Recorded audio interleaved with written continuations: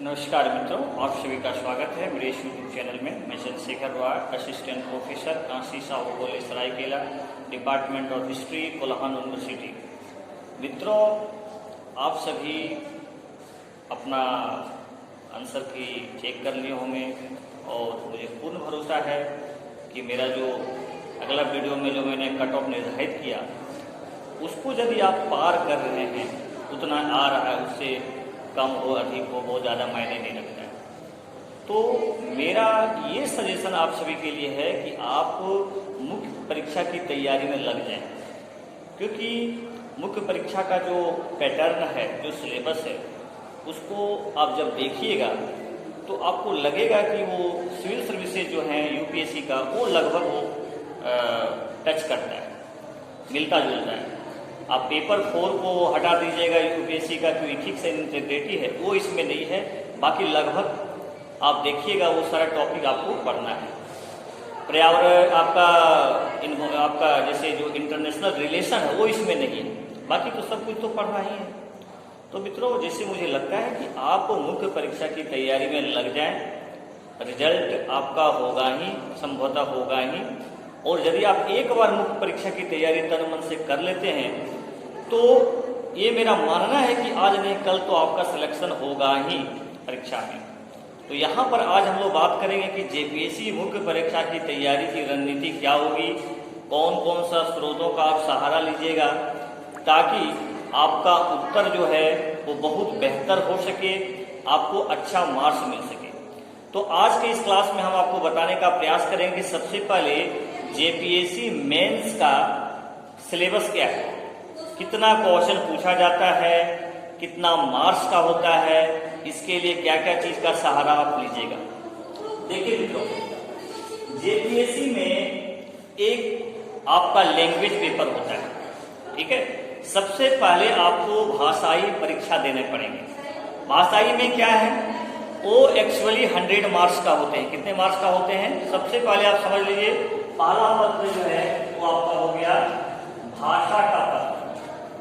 भाषा का पत्र, भाषा का पत्र आपने क्या हुआ, ये कितने मार्क्स का होंगे, ये 100 मार्क्स का होंगे। कितने मार्क्स का होंगे, 100 मार्क्स के होंगे। मित्रों, ये 100 जो मार्क्स है, इसमें आपका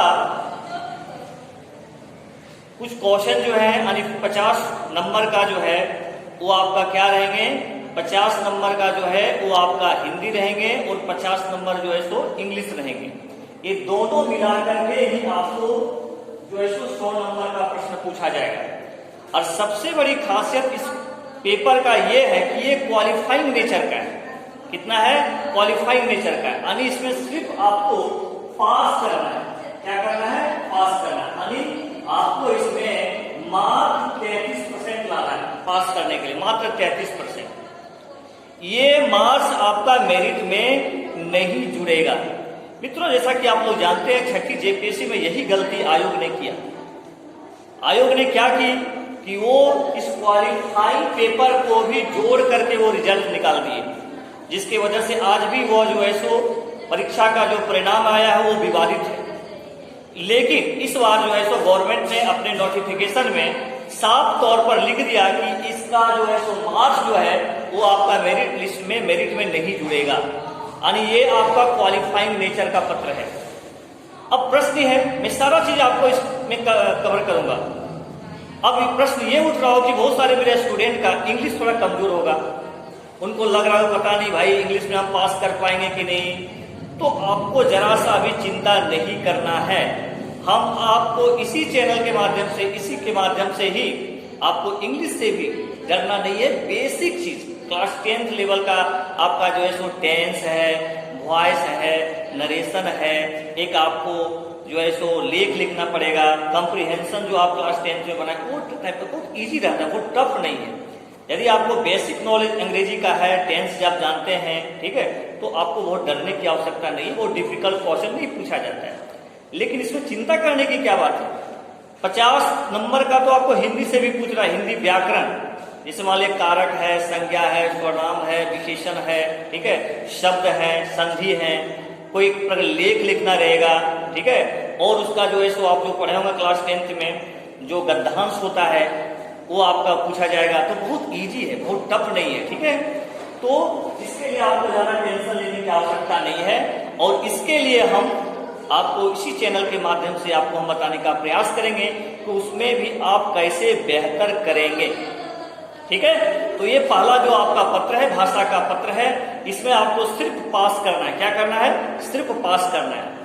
दूसरा जो इंपॉर्टेंट पेपर है वो है आपका रीजनल लैंग्वेज का पेपर, क्षेत्रीय भाषा।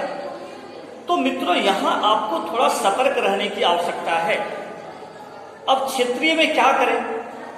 कुछ बच्चे इस पत्र में हिंदी लेंगे, कोई नागपुरी लेंगे, कोई खोरठा लेंगे, कोई कुरमाली लेंगे, रीजनल लैंग्वेज। मेरा सजेशन आपको है मित्रों, जो मेरा इस YouTube चैनल को देख रहे हैं, है ना, वो आप यहाँ पर इस पत्र के चुनाव में थोड़ा सा सतर्कता जरूर बरतिएगा, ठीक है।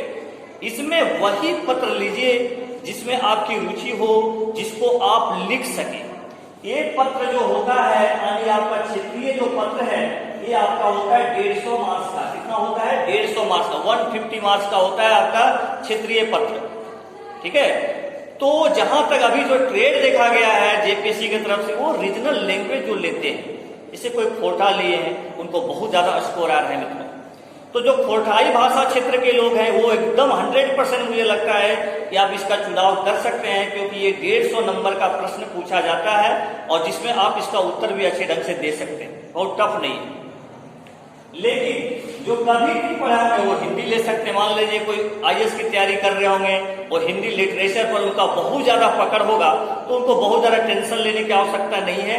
ये भी नहीं सोचना है कि भैया इस पत्र में ज्यादा स्कोर नहीं हो रहा है तो कैसे सिलेक्शन होगा, ऐसा तो नहीं है। छठी जेपीएससी में भी जो रीजनल लैंग्वेज में हिंदी लिए हैं उनका भी सिलेक्शन हुआ है। तो इसमें आपको बहुत टेंशन लेने की आवश्यकता नहीं है। आपको लगता है कि आप हिंदी में बहुत सजग हैं, बहुत अच्छे से आपकी भाषा शैली है, शुद्ध लिख सकते हैं, तो आप इसको ले सकते हैं। लेकिन यदि जिस विद्यार्थी का खोरठा में पकड़ होगा, मुझे लगता है कि आप आंख बंद करके उस पत्र को ले लीजिए। बाजार में किताब भी अवेलेबल है, खोटा साहित्य का सारा आपको मिल जाएंगे। अब हम चर्चा करते हैं कि अब जो पत्र है, जीएस वाला जो खंड है, जीएस का जो पत्र है, पेपर 1 मान लीजिए। जीएस 4 पेपर है जेपीएससी मुख्य परीक्षा में। तो जीएस जो पेपर 1 है वो है आपका हिस्ट्री और ज्योग्राफी। यानी एक तरफ से कह सकते हैं कि जीएस जो है जनरल स्टडी का जो पेपर 1 है वो आपका क्या है? हिस्ट्री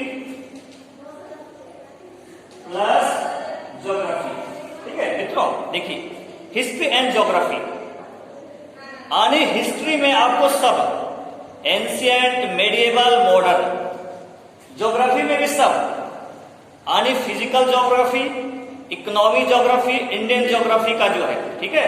यानी मुझे लगता है कि जो क्लास 10th का जो ज्योग्राफी है, जो आप पढ़े होंगे, कृषि, खनिज संसाधन, ठीक है, ये जो आप पढ़े होंगे ये बहुत काम आने वाला है। मिट्टी, मृदा जो है, यानी आपको ज्योग्राफी लगभग सभी पढ़ना है।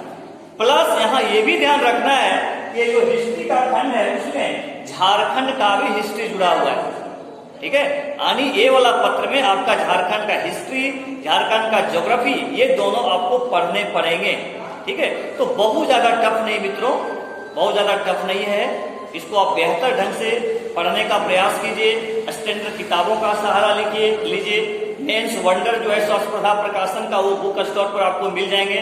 सभी पेपर का वो अवेलेबल है, उसको आप ले लीजिए। दूसरी बात, लिखने का प्रैक्टिस कीजिए, अपना कॉन्सेप्ट क्लियर कीजिए। जैसे मान लिया हम किसी क्वेश्चन का उत्तर कैसे बेहतर ढंग से लिख सकते हैं, कैसे उसमें डायग्राम बना सकते हैं, कैसे पॉइंट लिख सकते हैं, कैसे निष्कर्ष लिख सकते हैं, यानी मेरा उत्तर जो है सो कैसे इफेक्टिव होगा। और एक और मैं पॉइंट बता देता हूं कि यूपीएससी का जो प्रीवियस ईयर्स का क्वेश्चन है, मेंस का, तो हिस्ट्री ज्योग्राफी का, उसका आप जीएस का एक बार जरूर उसका जो है सो क्वेश्चन को देखने का प्रयास कीजिए। अच्छी किताब दुकान में आपको उसका आंसर भी मिल जाएंगे, अवेलेबल है। आप फ्लिपकार्ट, अमेजॉन पर भी मंगवा सकते हैं। तो मुझे लगता है कि मैं देखा हूं प्रीवियस ईयर्स को क्वेश्चन पूछा था जो यूपीएससी मेंस में पूछा गया था।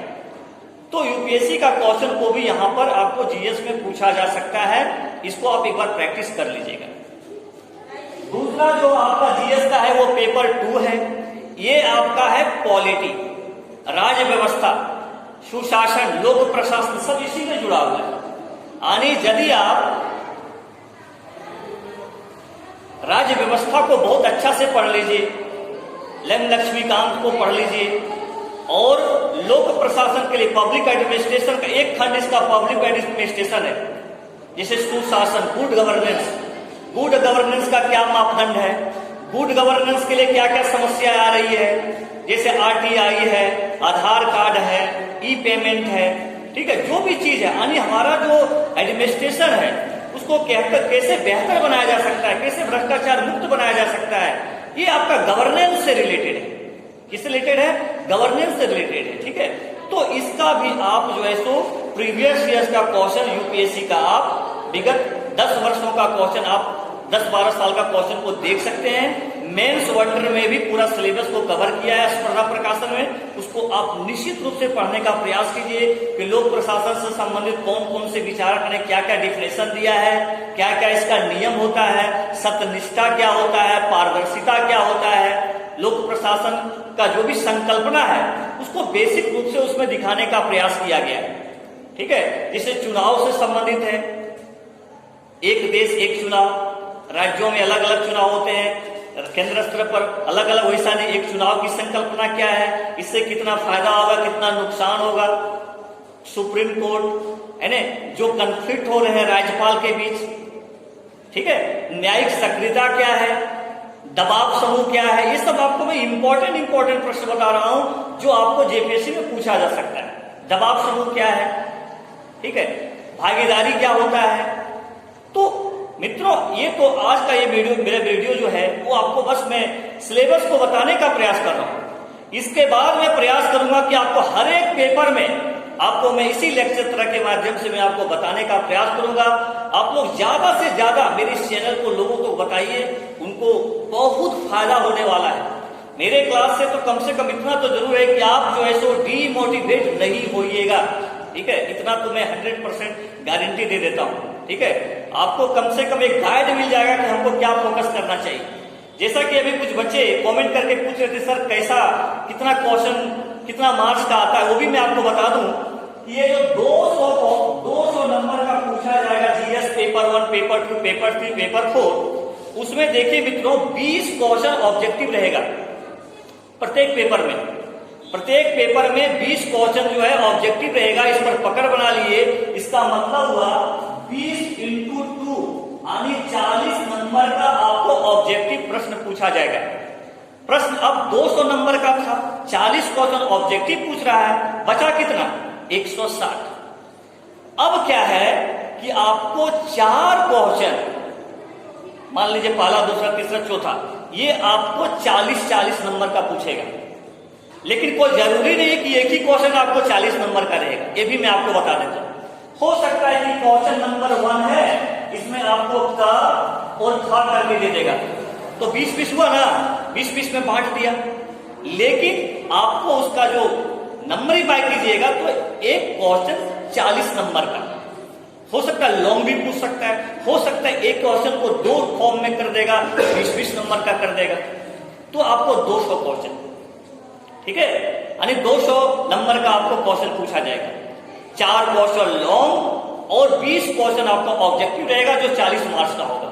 मुझे लगता है मित्रों आप लोग को कम से कम इतना तो समझ में आ गया होगा कि कितना मार्क्स का पूछा जाएगा, क्योंकि बहुत सारे मेरे मित्र इस बार पहली बार उनको आशा जगा है कि मैं जेपीएससी का प्री पास कर रहा हूं, तो उनके अंदर एक बहुत उत्सुकता भरी हुई मैं जानता हूं, और मैं इतना गारंटी दे देता हूं कि जो लोग थोड़ा सा यूथ होते हैं ना, उनके अंदर उत्साह ज्यादा होती है, उनकी कार्य करने की जो एफिशिएंसी होती है वो बहुत ज्यादा होती है, ठीक है। बस उसको एक दिशा दे दीजिए, डीमोटिवेट नहीं होइए, ठीक है। वो क्या कर रहा है, वो दोस्त क्या कर रहा है, नहीं होगा इतना नंबर उसका, इस पर नहीं जाइए, क्योंकि बहुत लोग हकीकत नहीं बताता है, ठीक है, बहुत लोग सही नहीं बताता कि मेरा मार्क्स कितना आ रहा है। इसलिए आप तैयारी कीजिए, बेहतर ढंग से कीजिए, क्योंकि कभी भी तैयारी बेकार नहीं जाता है। आज नहीं कल तो आपको निश्चित रूप से कभी न कभी कोई परीक्षा में आप अच्छा कीजिएगा ही, यदि इस तरह का तरीका आपने डेवलप कर लिया। मित्रों अब हम लोग चर्चा करते हैं पेपर 3 में। पेपर 3 जो है पूरी तरह से इकोनॉमी है, भारत की अर्थव्यवस्था, ठीक है। भारत की अर्थव्यवस्था को आपको बेहतर से समझना पड़ेगा।